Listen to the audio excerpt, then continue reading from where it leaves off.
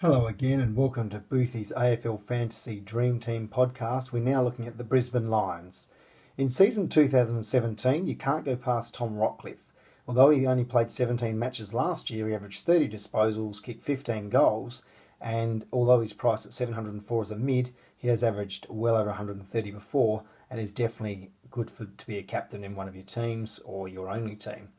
Rowan Buick, the coach, is singled out in the press conference after JLT1 about having a fantastic game and about being fantastic all summer. So he's really taken to the new coach, and I think after 6 or 7 years in the system, he's ready to boom. And at 405 mid, he's a great M6 mid-6 option. Stephen Martin has averaged 110 or more in the past. His price a lot lower than that, 20 below that. So at 538 as a ruck 2 option. He's a gun ruck, and he's definitely worth picking as your second ruck alongside a Gawn or a Grundy, depending on the buys, of course.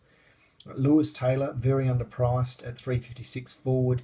Probably didn't have his best year last year, so looking for a good JLT 2 and 3, and then definitely underpriced at 356 forward. A great F4 option, Lewis Taylor, who's of course been a rising star 2 or 3 years ago now. Tom Bell, who was fantastic at Carlton, had a bit of injury last year, but he's definitely a tall forward that can go through the midfield. So again, watch JLT 2 and 3 coming up. And Tom Bell, priced at 417, could be a great F3, F4. Hugh McCluggage looks fantastic. He was picked 3 in the draft, could well have been 1. Lots of opportunities at Brisbane Lions as a forward and a mid dual position, 246. Fantastic value as an F5 or M7, depending on the makeup of your team. He'd be probably one of the picks of the rookies for me, going into round 1, particularly to a team like Brisbane, where he'll definitely get his opportunities because they just need that class going forward, being a long way away from a premiership window, Brisbane at the moment.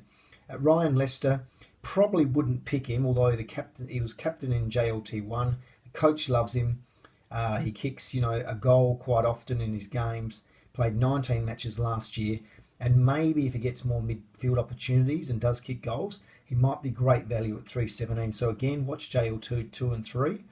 And if you see him get scores of 70 or more, he might be great value at that pretty cheap price as an F4 or an F5. Dane Beams and Alan Christensen are both very talented footballers. There's no doubt about that.